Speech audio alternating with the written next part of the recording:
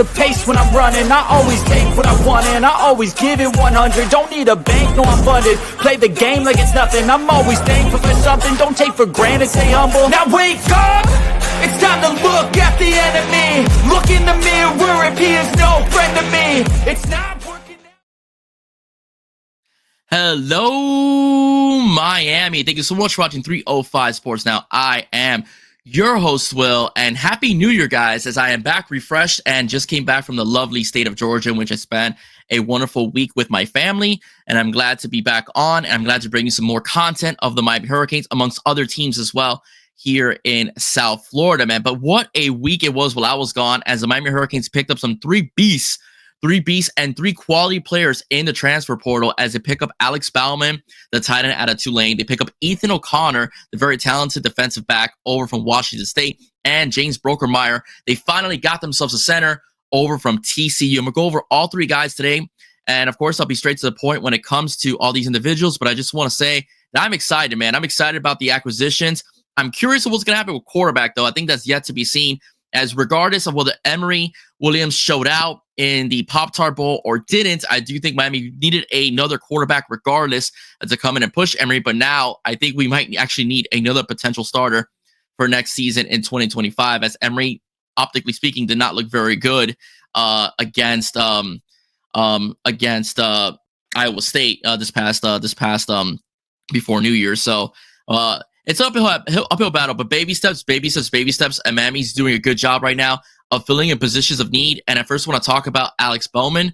Alex Bauman is a position of need, because the fact is that Miami does need a guy to replace Riley Williams and also Cam McCormick as well. And this is a veteran, a very good young man that has experience, as he is a junior and had a very solid year for the Green Wave over at Tulane, racking up 20 catches, 212 yards, and 7 touchdowns, averaging 10 yards a catch. This is a young man. I do like his height at 6'5" and his size at 245 pounds. Very solid hands as well, and he's able to block as well, he's a very good inline blocker, which is very important in Mario Cristobal's offense and for his offensive line as well. And he's going to fit in very nicely, as this is a team that loves a blocking tight end and has a very solid offensive line, which will allow him in many opportunities, like Cam McCormick did, to be able to catch the football when need be, or when he's called to do so pretty much in the passing game for the Miami Hurricanes. Hopefully, we'll see what happens with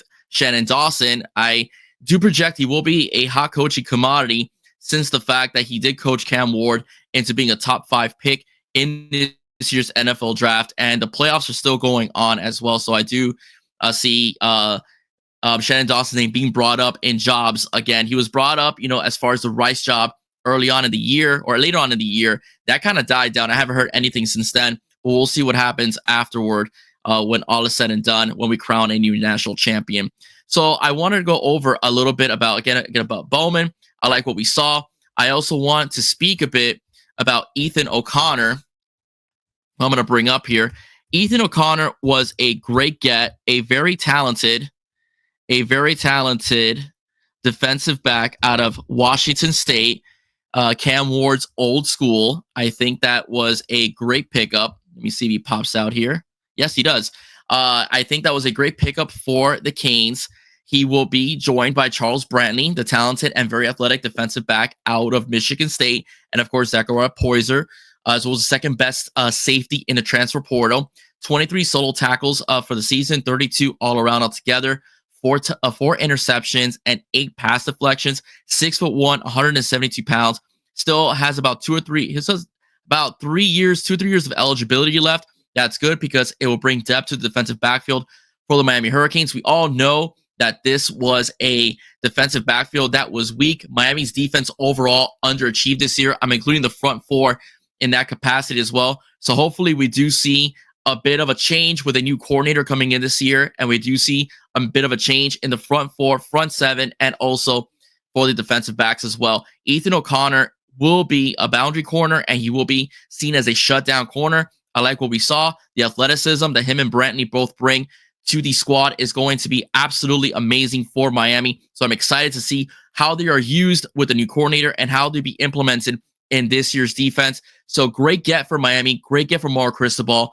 as well. I think the new defensive coordinator is going to have a lot of talent to play with as far as defensive backs go, as you will be returning OG Frederic. Ryan Mack will be coming back from injury. Everybody's high on Ryan Mack as well.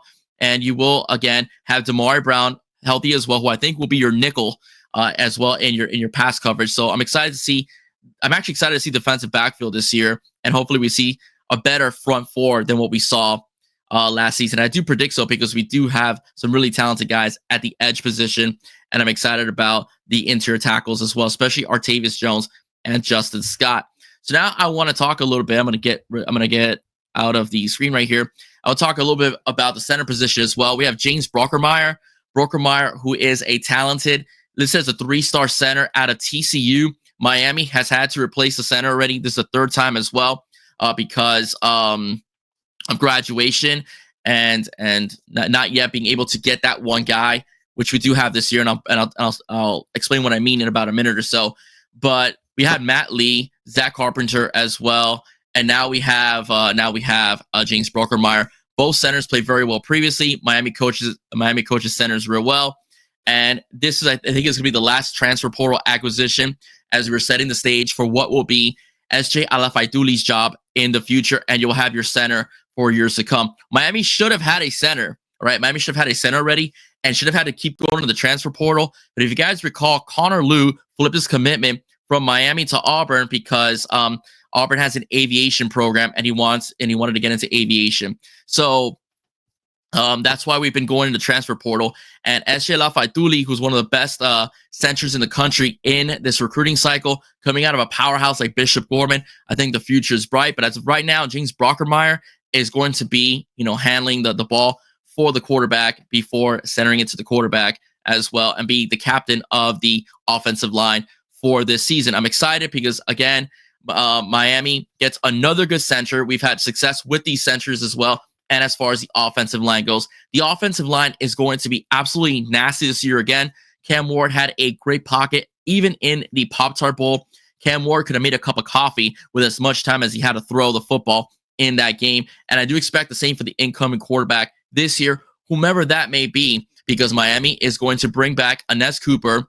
It's going to bring back, of course, Maui Noah. Is going to have Matthew McCoy. Is going to have Markel Bell as well. So I'm excited to see the rotation of how they do that, to say the least. Okay. So again, these are great. These are wonderful acquisitions. I'm very happy the Canes got these 3 guys. I'm very excited that Miami's very active in the transfer portal and using the best of their resources to get positions of need, but getting very good quality players as well. We know Miami's going to try to do that. Now we have to solve that quarterback position, because I do think if you want to get some skill position guys on offense, they need to know who is going to be throwing the football this year. And I think that is something that will be addressed a little later on as well. Who knows?